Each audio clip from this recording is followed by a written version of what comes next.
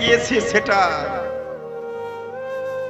মা আমিনার গর্ভে অবস্থান করছে নূর। আল্লাহু আকবার। আব্দুল্লাহ ভাইদের সঙ্গে বাড়ি থেকে মাকামে আবুয়া ব্যবসার জন্য গিয়েছেন সিরিয়া। 6 মাস পেটে বাচ্চা। আমার নবী মায়ের পেটে 6 মাস অবস্থান করছেন। আব্বা গিয়েছেন সিরিয়া ব্যবসা সূত্রে, ওখানে তাবু গেড়ে অবস্থান করছে। 2 দিন পরে বাড়ি ফিরবেন, ব্যবসা শেষ। হঠাৎ জ্বর আক্রান্ত হয়ে হযরতে আব্দুল্লাহ ওই জায়গাতে ইন্তিকাল করেন। লাশ এই দেশে আসলো না, ওখানেই লাশের দাফন কাফন হয়ে গেল। দেশের লোকেরা ফিরে আসলো, মা আমিনার কাছে সংবাদ হলো। আব্দুল মুত্তালিব জানতে পারলেন আমার ছেলে আব্দুল্লাহ ইন্তিকাল করেছে। 2 বছরের বাচ্চা, 3 বছরের বাচ্চা, 4 বছরের বাচ্চা, 6 বছরের বাচ্চা আদরে আদরে মানুষ হচ্ছে। 12 ভাই আব্দুল্লাহর 1 ভাই ইন্তিকাল করেছে, 11 ভাই তো আছে। সবাই আদরে আদরে মানুষ করছে। নবী পাকের যখন মাত্র 6 বছর বয়স, বাচ্চা ছেলেরা খেলাধুলো করছে। সন্ধ্যার সময় গার্জেন, অভিভাবক, মা বাবা বাচ্চাদেরকে হাত ধরে বাড়ি নিয়ে আসে। শিশু পয়গম্বর আফসোস করে বলছেন, সবার গার্জেন আসলো, নিয়ে গেল, আমার কেউ নেই। বাড়িতে এসে আম্মা জানের গলা ধরে বলছে, মা আমার আব্বু কোথায়? আমার আব্বুকে আমি দেখতে পাই না কেন?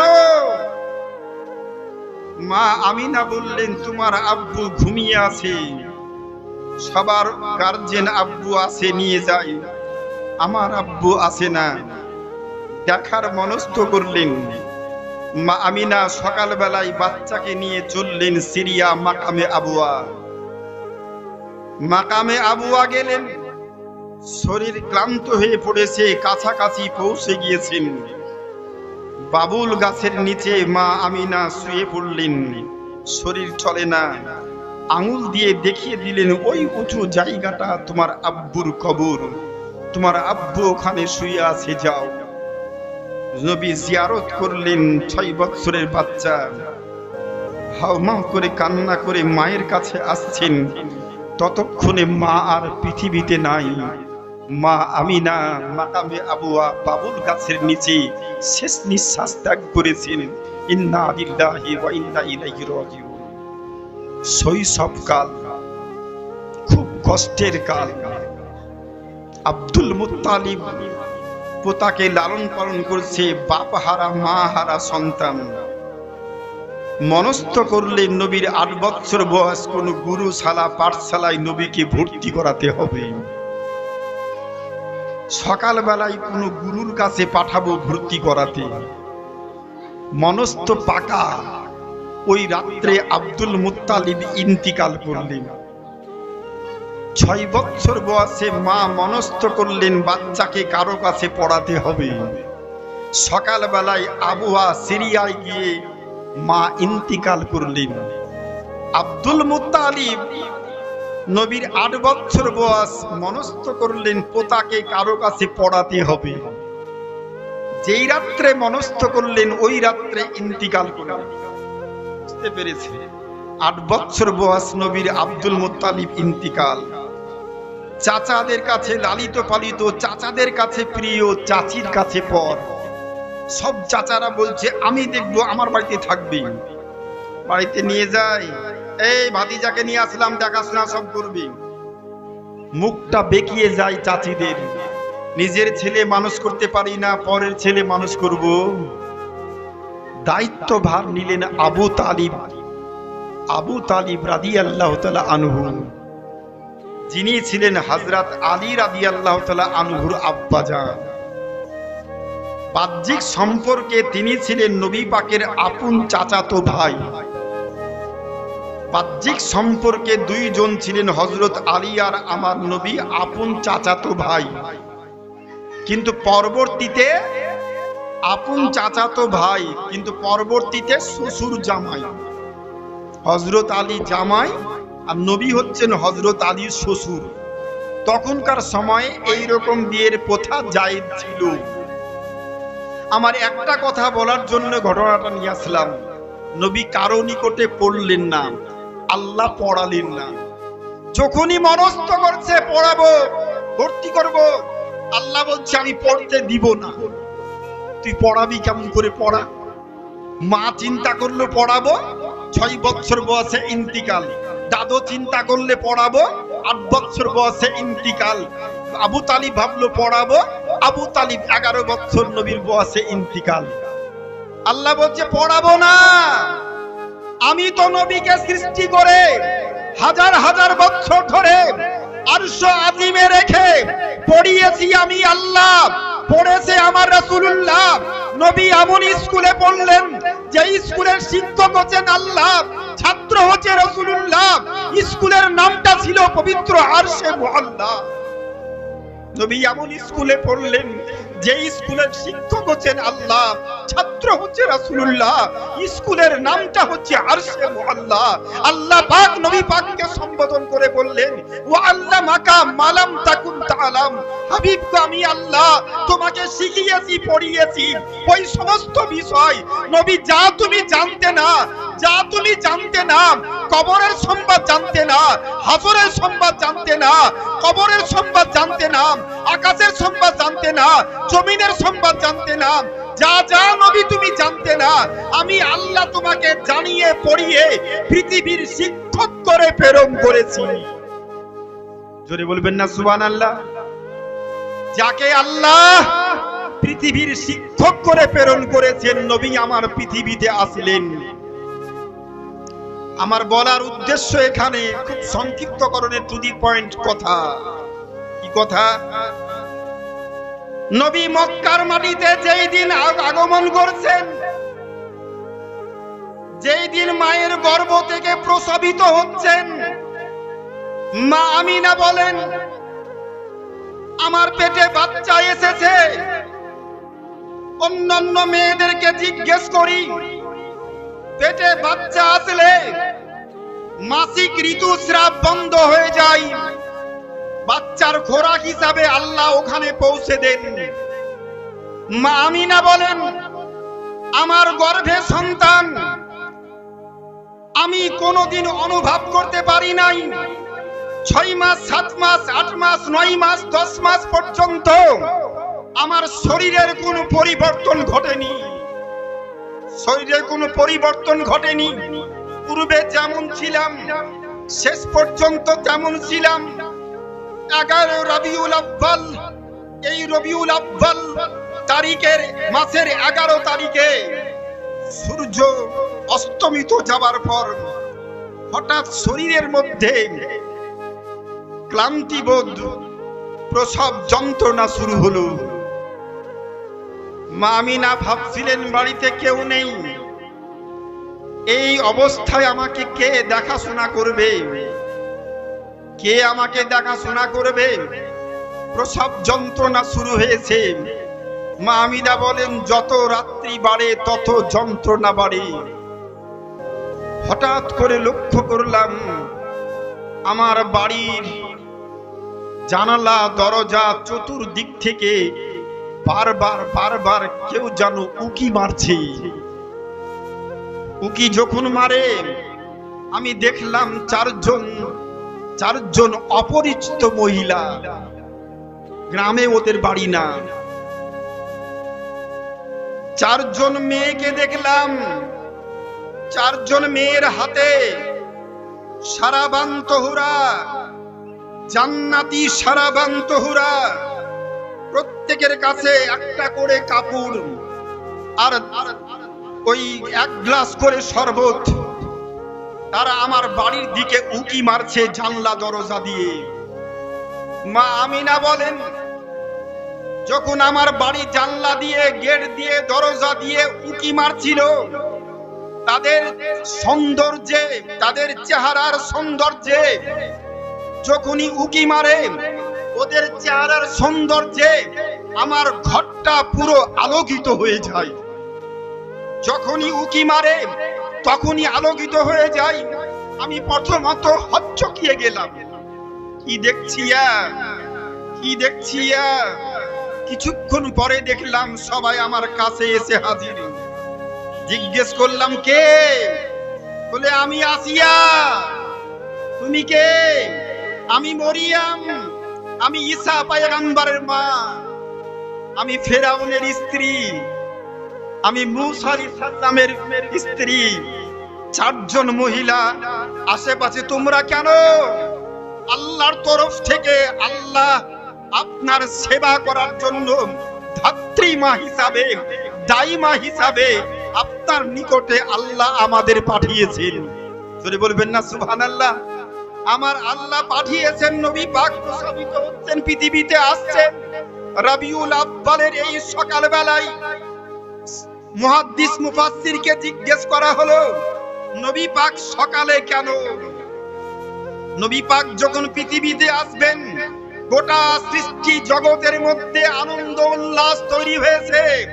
আল্লাহ বলছে যাক্কিনুল মালাইকা কুল্লাস সামা, হে ফেরেশতারা তোমরা আজকে আসমানকে সাজাও, তোমরা আসমানকে সাজাও, আরশকে সাজাও। আজকে দিনে, আজকে রাত্রে আমার প্রিয় নবী পৃথিবীতে আসছে। ওই নবীর আগমনের খুশিতে তোমরা গোটা পৃথিবীকে সাজাও।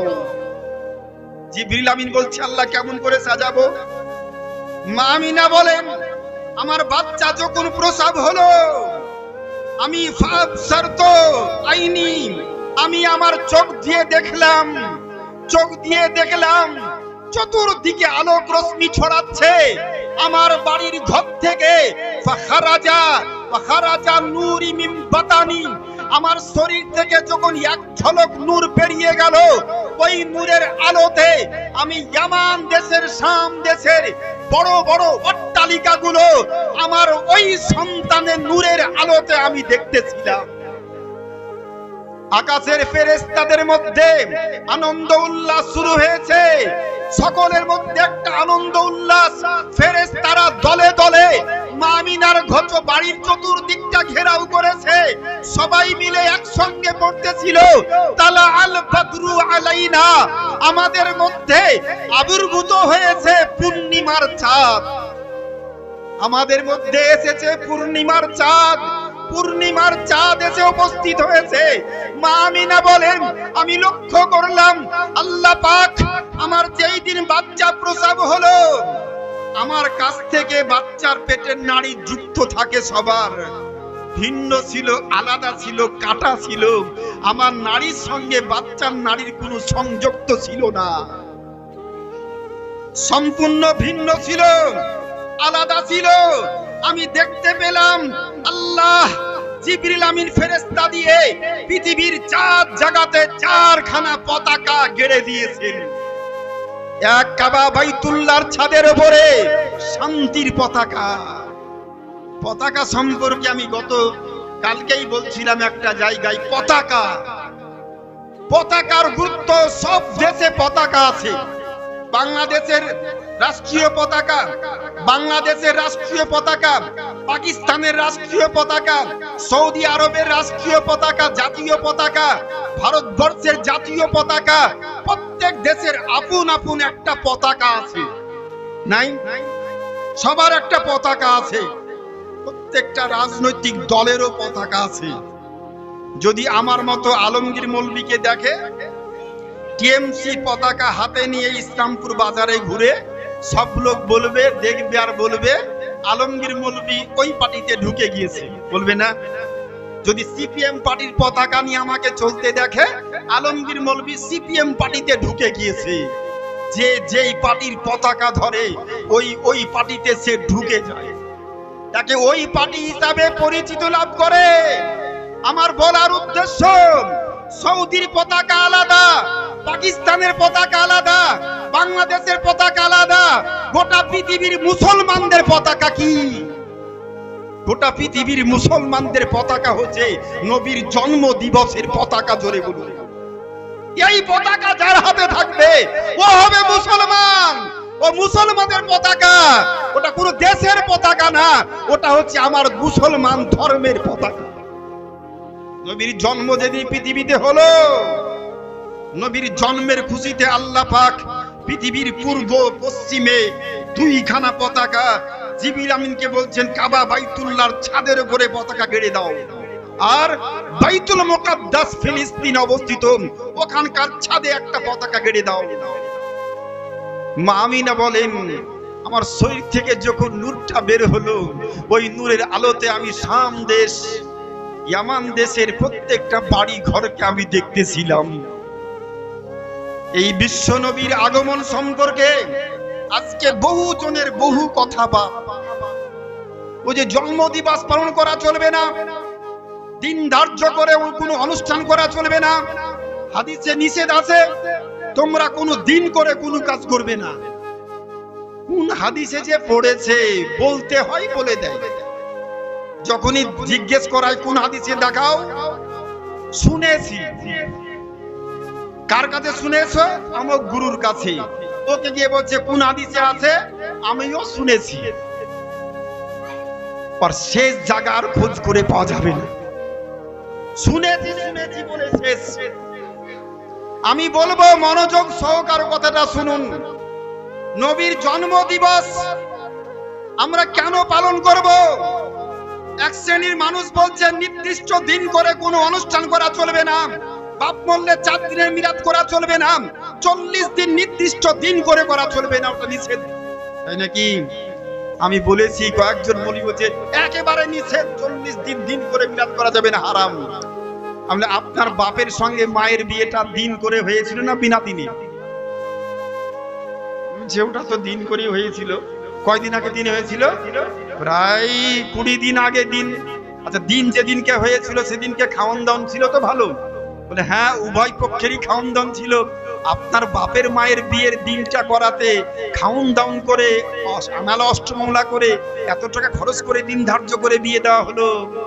ওটা যদি জায়েজ হয়, তাহলে নবীর জন্মদিনের দিন নির্দিষ্ট করে দিন করে বাপ মার মরার মিলাদের নির্দিষ্ট দিন করে মিলাদ করা না যায়, যে দলিলটা আপনি পেলেন কোথা থেকে? 15 আগস্ট হয় দিন করে, হয় না? স্বাধীনতা দিবস পালন হয় দিন করে, রবি ঠাকুরের জন্মদিন পালন হয় দিন করে, কাজী নজরুলের জন্মদিন পালন করা হয় দিন করে, সবার দিন করে করা জায়েজ। আর নবীর জন্য করলেই তোমার হচ্ছে অ্যালার্জি, চুলকানি। কোরআন বলছে কুল বিফাযলিল্লাহ, কোরআন শরীফ সূরা ইউনূস আয়াত নাম্বার 58, আল্লাহ পাক বলেন কুল বিফাযলিল্লাহি ওয়া বিরহমাতিহি। হে পয়গম্বর, হে হাবিব, আপনি বলে দিন। আল্লাহ বলছে কুল, বলো হে পয়গম্বর, আপনি বলুন। কি বলুন? বিফাযলিল্লাহি ওয়া বিরহমাতিহি, আল্লাহর অনুগ্রহ, আল্লাহর রহমত তোমরা যা পেয়েছো বান্দা, ফালিয়াফরাহু, তোমরা ওই নিয়ামত অনুগ্রহ রহমত পাওয়ার পর বেশি বেশি করে তোমরা আনন্দ প্রকাশ করো, বেশি বেশি করে খুশি পালন করো। জোরে বলি সুবহানাল্লাহ। আচ্ছা, সৃষ্টির মধ্যে সবথেকে বড় নিয়ামতটা কি বাপ? যাকে সৃষ্টি না করলে আল্লাহ আমাকে আপনাকে তৈরি করতেন না। তো সৃষ্টির মধ্যে সবথেকে বড় নিয়ামত হচ্ছে রাসূলুল্লাহ। নবীকে সৃষ্টি না করলে আল্লাহ কোন বস্তু তৈরি করতেন না। আল্লাহ বলছেন ওয়া আম্মা বিনিমাতি রাব্বিকা ফাহাদ্দিস, আমি যা নিয়ামত সমূহ তোমাদেরকে দান করেছি, চোখ, নাক, কান, গলা, হাত, পা, যা কিছু দান করেছি, এর থেকে বেশি বড় নিয়ামত হচ্ছে রাসূলুল্লাহ। তুমি যা কিছু পেয়েছো তাতে তুমি আমার চর্চা করো, আর তার থেকে বেশি যেটা পেয়েছো ওতে তোমরা বেশি খুশি পালন করো। তাহলে খুশি পালন করা নবীর জন্ম দিবসে আল্লাহ করতে বলেছেন, সাহাবায়ে কিরামদের সুন্নাত, তাবেঈনদের সুন্নাত। এবার টু দি পয়েন্ট চলে আসছি আরেকটা জায়গায়। মক্কা থেকে নবী মদিনা হিজরত করলেন কেন? 52 বছর বয়স পর্যন্ত দ্বীন ইসলাম প্রচার করলেন মক্কায়। আল্লাহু আকবার। জন্ম হলো কাবা শরীফের পাশে, সাফা মারওয়া পাহাড়, পাহাড়ের পাশেই হচ্ছে আবু জেহেলের বাড়ি, আর আবু জেহেলের বাড়ির পাশে হচ্ছে আমার নবী পাকের জন্মবাড়ি, একবারে পাশাপাশি দেওয়াল লাগা। আগে যখন দেখেছিলাম না তখন মনে করতাম হয়তো অনেক দূরে দূরে, আর যখন কাছে গিয়ে চোখে গিয়ে দেখে আসলাম এখন মনে হচ্ছে একবারে আমার চোখের সামনে। আমরা দেখা বস্তুকে দেখতে পাই সবাই, না দেখা বস্তুকে কেউ দেখতে পাই? আপনি কোনোদিন বহরমপুর দেখেননি স্কয়ার ফিল্ড? আপনাকে যদি বলি স্কয়ার ফিল্ডটা হচ্ছে 1 বিঘা জমির উপরে, আপনি তো ওটাই বিশ্বাস করবেন, তাই না? আর যদি কোনো ব্যক্তি দেখে থাকে, আমি যদি উল্টো পাল্টা বলি এখান থেকে বসে বলবে মিথ্যা কথা, ওটা 1 বিঘা হতেই পারে না, বলবে কি না? কারণ ও দেখেছে। দেখা বস্তুকে আমরা দূর থেকে দেখতে পাই। দেখাও দেখি, বলে আমি এখান থেকে দেখতে পাচ্ছি, বলবে কি না? আমি এখান থেকে দেখতে পাচ্ছি। আপনি বাড়িতে কি খাবার খেয়ে এসেছেন? আলু, বেগুন, পটল, মূলো, ধনে পাতা, কচু শাক, দেশি পোলট্রি, হাম্বা, যা যা খেয়েছেন এখান থেকে দেখতে পাচ্ছেন কিনা? সবাই দেখতে পাচ্ছি কিনা? আমরা যা যা খেয়েছি এখান থেকে সব দেখতে পাচ্ছি, পাচ্ছি তো? এটা কোন চোখ দিয়ে দেখছি? 3 নাম্বার চোখ দিয়ে। আমি দেখা বস্তুকে দেখতে পাই, আর আল্লাহ শ্রেষ্ঠ পয়গম্বরকে পৃথিবীতে পাঠালেন, নবীকে এতটা ক্ষমতা দান করলেন, সৃষ্টি জগৎ দেখা বস্তুকে দেখে, আর আমার নবী দেখা বস্তুকে যেমন দেখেন, না দেখা বস্তুকে তেমন দেখেন। জোরে বলি সুবহানাল্লাহ। নবী আমার মক্কা থেকে মদিনায় হিজরত করবেন, চলে যাবেন দেশ ছেড়ে। চরম অত্যাচার, কাফিরেরা অত্যাচারের সীমা বাড়িয়ে দিল। কাবা বাইতুল্লাহতে নবী আমার একাই গিয়েছেন নামাজ পড়ার জন্য, মাথাখানা মাটিতে রেখে সাজদাতে আছেন। আবু জেহেল, আবু লাহাব দুইজন চুক্তি করে মরা উটের ভুঁড়ি ছেড়ে নিয়ে গিয়ে নবীর মাথার উপরে চাপিয়ে দিয়েছে, শক্ত করে চেপে ধরে আছে যাতে মাথা তুলতে না পারে। নবী বারবার চেষ্টা করছেন মাথা উঠাবেন, বারবার চেষ্টা করছেন মাথা উঠাবেন। নবী পাকের সবে সেই দিন মাত্র 42 বছর 4 মাস। সাল্লাল্লাহু তাআলা আলাইহি ওয়াসাল্লাম। একবারে সংক্ষিপ্ত, অনেক সময় নিয়ে নিয়েছি। এখনই আপনাদের প্রধান বক্তা, সকলের আকাঙ্ক্ষিত বক্তা, উনি এখনই প্রবেশ করছেন। উনি 10 মিনিটের মধ্যেই চলে আসবেন। যেই কথাটা আমি বলতেছিলাম, নবী আমার মক্কা থেকে মদিনা হিজরত করার পূর্ব মুহূর্তে 11টি খুব ভয়াবহ মারাত্মক ঘটনা ঘটেছিল। তার মধ্যে একটা হচ্ছে নবী পাক আসরের নামাজ পড়ছেন কাবা বাইতুল্লাহ। হায়রে কাবা, পৃথিবীর যে কোনো মসজিদে 1 লক্ষ রাকাত নামাজ পড়া, আর কাবা বাইতুল্লাহতে গিয়ে 1 রাকাত নামাজ পড়া সমপরিমাণ নেকি। জোরে বলুন সুবহানাল্লাহ। নামাজ পড়ছেন আসরের নামাজ, আল্লাহু আকবার। মাথাখানা মাটিতে সাজদাই। আবু জাহাল লোকজন নিয়ে নবী পাকের মাথার উপরে ভুঁড়ি চাপিয়ে দিয়েছে, উটের ভুঁড়ি চেপে ধরে ধরে রেখেছে যাতে নিঃশ্বাস দম বন্ধ হয়ে যায়, নবী জানে মরে যায়। বারবার চেষ্টা করছেন, মাথা নাড়ানোর চেষ্টা করছেন, সম্ভবটা হচ্ছে না। ইহুদি বাচ্চা একটা ছেলে দৌড়তে দৌড়তে দৌড়তে দৌড়তে নবীর বাড়িতে গিয়ে সংবাদ দিচ্ছে, তোমার আব্বাকে শেষ করে দিল, যাও। ছোট্ট কন্যা, ছোট্ট জান্নাতি মহিলা, মহিলাদের সর্দারনি মা ফাতিমা, মা ফাতিমাতুজ জোহরা রাদিয়াল্লাহু তাআলা আনহা, উনি হন্তদন্ত হয়ে আব্বার জন্য, আব্বার ভালোবাসায় কাবাতে হাজির। যখন কাছাকাছি পৌঁছে গিয়েছেন মা ফাতিমা, আল্লাহু আকবার। মাথা থেকে যখন ভুঁড়িটা উনি টান দিয়ে বাচ্চা ছেলে নামালেন কষ্ট করে, নবী পাকের গোটা শরীরটা একেবারে নাপাক হয়ে গিয়েছে, নোংরা হয়ে গিয়েছে। নবী পাক সেমতো অবস্থায় গোটা মক্কাবাসীর জন্য হাত তুলে দোয়া করছেন, আল্লাহ আল্লাহ, ওরা অবুঝ, ওরা বুঝে না, চিনে না, জানে না, তাই আমার মাথায় ভুঁড়ি চাপিয়েছে। আল্লাহ, যেই দিন চিনবে, জানবে, বুঝবে, ভুঁড়ির পরিবর্তে আমার পথে, রাস্তায়, শরীরে ওরা গোলাপ ফুল ছিটাবে। আল্লাহ আল্লাহ, তুমি ওদের ক্ষমা করে দাও, মাফ করে দাও। হায়রে মহান আদর্শের পয়গম্বর, কি আদর্শ, কি চরিত্র! আবু জাহল যাদেরকে দিয়ে এই কাজটা করিয়েছিল, তারা দূর থেকে দেখছিল। হাই হাই হাই, কাছে ধরে আসার পরে বলছে, এত কষ্ট দিলাম, এত কষ্ট দিলাম তোমাকে মুহাম্মদ, তারপরেও তুমি আমাদের জন্য বদদুয়া না করে দোয়া করছো। আল্লাহু আকবার। একটু দাঁড়িয়ে যান, হুজুর চলে এসেছেন। নারায়ে তাকবীর।